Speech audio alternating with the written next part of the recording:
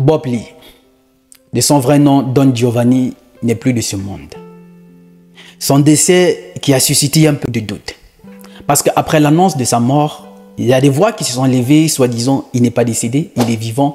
Et cela a sémé un peu de la confusion dans l'esprit de certaines personnes. Et nous, on s'est abstenu de faire cette vidéo parce qu'il fallait avoir un certain nombre d'informations. Alors je précise que notre rôle n'est pas de faire des vidéos sur des sujets polémiques, mais c'est d'en tirer une leçon de vie sur des sujets polémiques et les partager avec vous. Parce que si on n'est pas capable d'apprendre des erreurs des autres, c'est qu'on a perdu le chemin, c'est qu'on s'est égaré. Et quelqu'un de très sage, en d'autres termes, disait « La folie, c'est de refaire la même chose en espérant obtenir les résultats différents. » Alors le but de notre contenu n'est pas de commenter le décès de Bob Lee ou encore de le juger, qui sommes-nous, mais c'est de partager avec toi 3 leçons de vie qui se cachent derrière certaines de ces erreurs. Pour ceux qui ne connaissent pas Bob Lee, il est originaire de la Côte d'Ivoire, vivant aux États-Unis. Pour certains, c'est un cyberactiviste. Pour d'autres, c'est un influenceur. Pour certains, un créateur de contenu. Pour ses proches, c'était un meilleur ami. Pour d'autres, ses ennemis, c'était l'homme à abattre. Pour sa famille, c'était le meilleur papa. Et pour ces personnes intimes, c'était quelqu'un différent de la personne qui était sur les réseaux sociaux. Mais pour ceux qui le connaissent sur les réseaux sociaux, Bob Lee, c'était ça. Menteuse, tu sais très bien que ta fille se prostituait. Bob Lee, c'était aussi ça. Là-bas, elle ne pouvait pas se prostituer. Ils ont brisé son nerf sciatique avec des bambassos. Bob Lee, c'était ça. Dans le cercueil là-bas, on va l'enterrer. Dans une semaine, ses yeux vont commencer à se décomposer. Bob Lee, c'était aussi cette personne qui avait cette joie de vivre. Rendons grâce au Seigneur, rendons grâce, rendons grâce. Bob Lee, c'était aussi le meilleur papa pour ses enfants. Alors, à l'annonce de son décès, comme je disais, cela a suscité un peu beaucoup de doutes. Parce que pour certains, on disait que c'était un buzz, déjà le connaissant. Sacré Bob Lee, la légende. Il n'est plus de ce monde. Il y avait une grande confusion dans l'esprit de certaines personnes.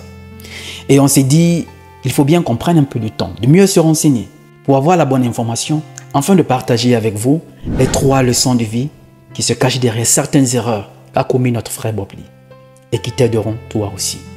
Parce que si on ne peut pas apprendre des erreurs des autres, comme je l'ai dit tout à l'heure, c'est qu'on a perdu le chemin, c'est que nous sommes égarés.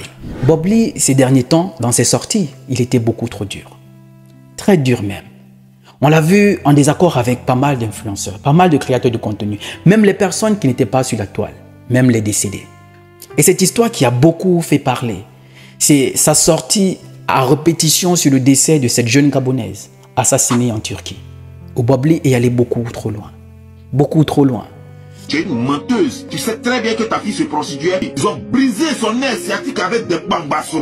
Sans toutefois tenir compte de la douleur que pouvait ressentir sa maman, son père, ses proches. D'après certaines sources, étaient déjà en train de faire une dépression. Bob Lee a poussé le bouchon beaucoup trop loin.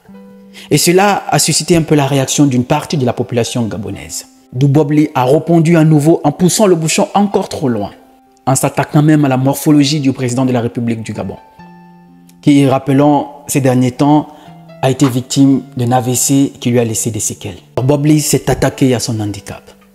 Sans compter maman Tina Glamour, avec qui il est allé beaucoup trop loin par rapport au décès de son fils.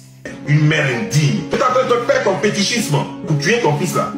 Parce que l'enfant a réussi et que tu es jaloux de sa réussite. Et de nombreuses personnes avec qui il a eu les clashs. Bob Lee ne s'arrêtait devant rien. Mais aujourd'hui, il n'est plus de ce monde. Alors, il ne nous reste plus qu'à tirer des leçons de vie de certaines de ses erreurs. Vous savez, permettez-moi d'abord de vous poser une question.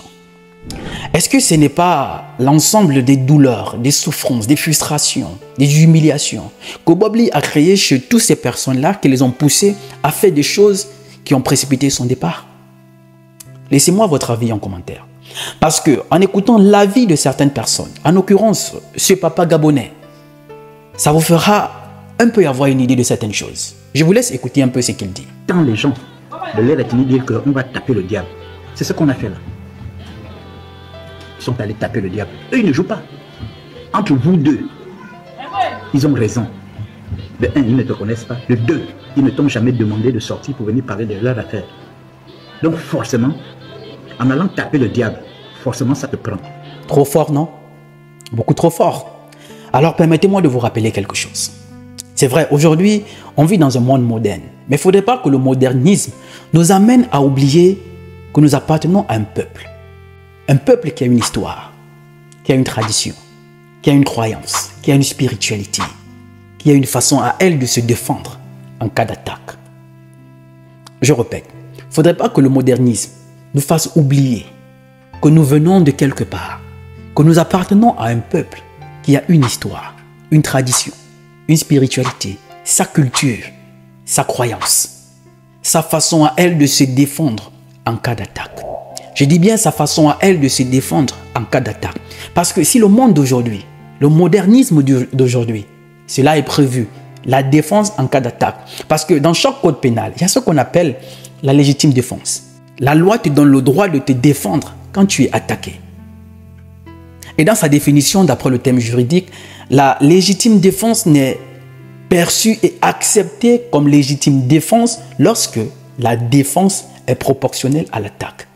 Donc à partir du moment où tu es attaqué, que ta défense est proportionnelle à l'attaque, c'est conçu comme légitime défense. Donc la loi te protège par rapport à cela. Alors si dans le monde moderne cela existe, qu'en sera-t-il dans le monde spirituel, dans nos traditions, dans nos croyances, dans nos spiritualités? Je vous laisse réfléchir par rapport à cela.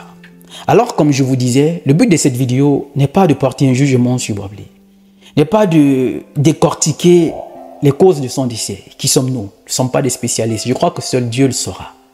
Mais c'est d'apprendre de certaines de ses erreurs. Voilà pourquoi j'ai 3 leçons de vie à partager avec toi. La première leçon de vie que je vais partager avec toi. Fais attention à tout ce que tu fais sortir de ta bouche. Prends la peine de réfléchir avant de faire sortir quoi que ce soit de ta bouche. Parce que sans le savoir, ce que tu pourras sortir de ta bouche pourra te sauver ou te condamner. Pourra t'élever ou te rabaisser. Parce que sans le savoir, à cause de ce que nous avons fait sortir de nos bouches sans contrôler, on a blessé des gens, on les a humiliés, on les a rabaissés, on les a détruits.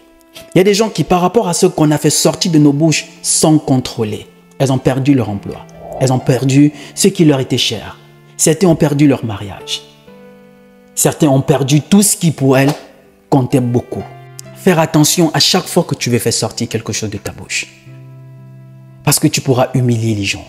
Tu pourras les rabaisser, les détruire. Il y en a qui ont vu leur réputation salie. Il y en a qui aujourd'hui, par rapport à ce qu'on a fait sortir de notre bouche, ils ne se sont plus jamais relevés. Elles sont blessées dans leur intérieur propre. Alors sache que ce que tu fais sortir de ta bouche pourra te sauver ou t'enfoncer davantage. La Bible elle-même dit, ce n'est pas ce qui entre dans la bouche de l'homme qui maudit, c'est ce qui en ressort.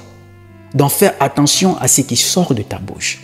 Rappelons-nous quand Jésus-Christ était sur la croix, accompagné de ces 2 brigands.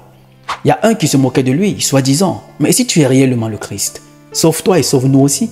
Mais l'autre brigand à côté lui a dit, mais attention, ce monsieur il est innocent, mais il est quand même crucifié avec nous.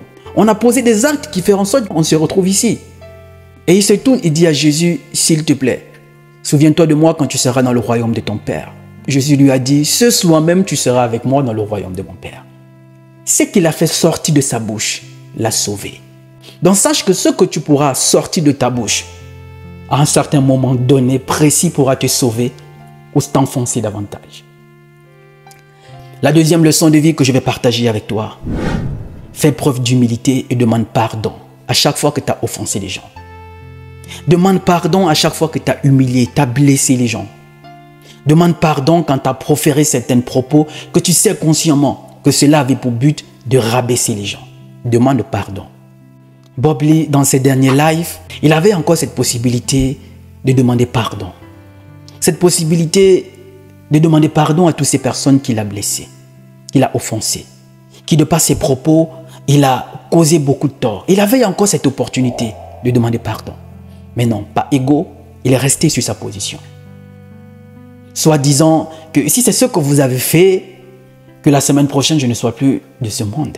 Et effectivement, une semaine après, on apprend qu'il n'est plus de ce monde.